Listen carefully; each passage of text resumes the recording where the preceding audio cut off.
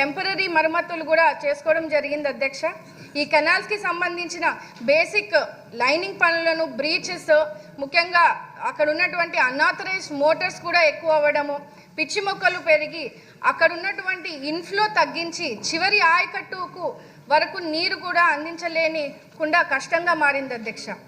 ఇందులో రాబోతున్న ఎండాకాలంలో ఇంకా ఈ నీటి సమస్య పెరిగే లోపు ఎమర్జెన్సీగా ఈ డ్యామ్కి సంబంధించినటువంటి మరమ్మతులు చేపట్టగలిగితే నియోజకవర్గ ప్రజలకు, ముఖ్యంగా రైతులకు నీరు సమస్య నుంచి కాపాడిన వాళ్ళం అవుతాం అధ్యక్ష.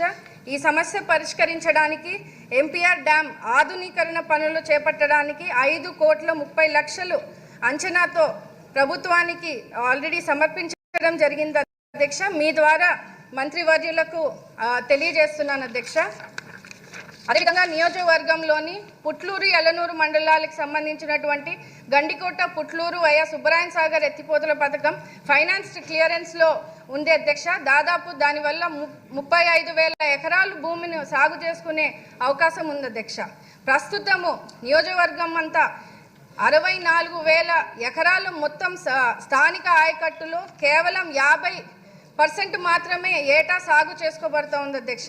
MPR dam, MP south canal యొక్క ఆధునీకరణ పనులు చేపట్టగలిగితే సాగు చేయబడిన స్థానిక ఆయకట్టుకు నీరు సరఫరాను పెంచే విధంగా, భూగర్భ జలాల స్థాయిని పెంచే విధంగా, అదేవిధంగా సింగనమల నియోజకవర్గంలో తాగునీటి కొరతను తగ్గించే విధంగా కూడా రైతులను ఆదుకునే విధంగా కూడా ఉంటుంది అధ్యక్ష. నియోజకవర్గంలో మన తెలుగుదేశం గవర్నమెంట్లో ఉన్నప్పుడు శాంక్షన్ అయినటువంటి బైపాస్ కెనాల్ వర్క్స్ని కూడా గత ప్రభుత్వం, వైఎస్ఆర్సీపీ ప్రభుత్వం వచ్చిన తర్వాత పూర్తిగా పనులను ఆపేయడం జరిగింది అధ్యక్ష. ఇప్పుడు ఆ పనులను కూడా ఈ 5 సంవత్సరాల్లో ఎక్కడా కూడా ముందు తీసుకుపోవడం వల్ల అక్కడ రైతులు ఎంతో ఇబ్బంది పడే పరిస్థితిని మన లోకేష్ అన్న గారు యువగలం పాదయాత్ర మా నియోజకవర్గంలో వచ్చినప్పుడు స్థానిక రైతులు, అక్కడ ఉన్నటువంటి ప్రజలు కూడా చాలా వివరంగా అన్న దృష్టికి కూడా తీసుకెళ్ళడం జరిగింది అధ్యక్ష. ఖచ్చితంగా ఈ పనులను కూడా ముందుకు కొనసాగించి రైతులను ఆదుకోవాలని కూడా ఈ సందర్భంగా మీ ద్వారా మంత్రివర్యులకు కూడా తెలియజేస్తున్నాను అధ్యక్ష.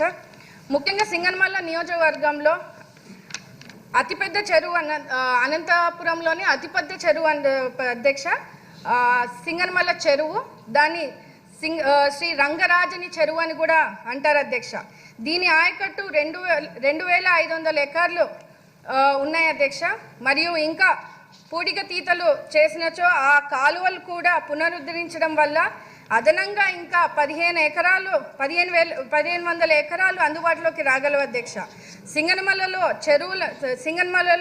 చెరువులను నింపడానికి 1 టీఎంసీ నీళ్లు కేటాయించినప్పటికీ ఇప్పటి వరకు ఆ చెరువులకు ఎక్కడా కూడా తూములను, కాలువలను కూడా తవ్వలేకుండా ఆ చెరువులు నింపలేని పరిస్థితిని గత ప్రభుత్వం చేసింది అధ్యక్ష.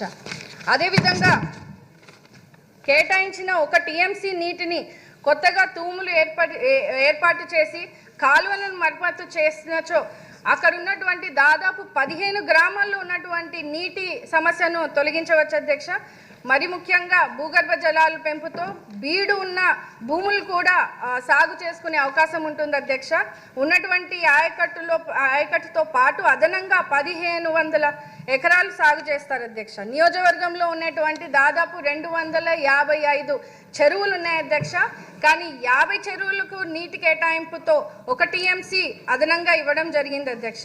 ఇది కూడా గత ప్రభుత్వము ఎక్కడ వేసిన గొంగలి అన్నట్టు నిలిచిపోయింది అధ్యక్ష. ఎటువంటి పనులు కూడా చేయలేక ఆ చెరువులను కూడా నింపలేని పరిస్థితుల్లో గత ప్రభుత్వం ఉండింది అధ్యక్ష. ఇప్పుడు మొత్తము 2.35 టీఎంసీల నీళ్లను నియోజకవర్గాల్లోని చెరువులను నింపగలిగితే తగిన పనులు మంజూరు చేయడం వలన నియోజకవర్గం అంతా కూడా ఎటువంటి నీటి సమస్య లేకుండా సస్యశ్యామలంగా ఉంటుందని కూడా మీ ద్వారా మంత్రివర్యులకు రిక్వెస్ట్ చేస్తున్నాను అధ్యక్ష. నియోజకవర్గంలోని అన్ని మండలాలకు సాగునీరు మరియు త్రాగునీరు మనము అందించగలిగిన వాళ్ళం అవుతాం అధ్యక్ష. అలాగే ఈ చెరువు కింద ముఖ్యంగా దాదాపు 300 మత్స్యకారు కుటుంబాలు జీవనోపాధి చేస్తూ ఉన్నారు అధ్యక్ష. అయిపోయింది సార్.